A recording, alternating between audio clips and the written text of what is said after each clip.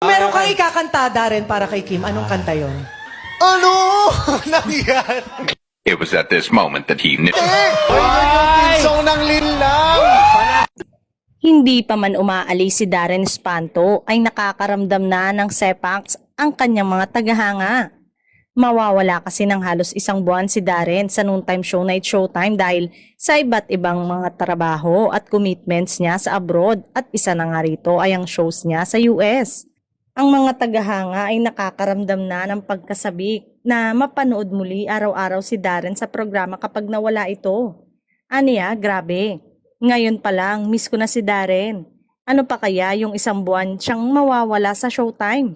Mamimiss din siya lalo ng mga Kim Pao fans. Isa pa kasi sa kasasabikang mapanood ng mga Kim Pao at Darren Espanto fanatics ay ang tandem nila ni Kim Chiu sa show, kung saan laging may punchline sa Queen of Good Vibes. At minsan ay ibinubuko niya ito sa mga ganap ni Kim at Paolo Avellino sa isa't isa.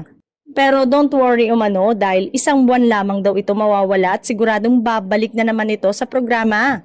Marami rin ang malungkot na solid showtimers dahil parang paunti ng paunti daw ngayon ang mga host ng noontime show dahil sa iba't ibang kadahilanan.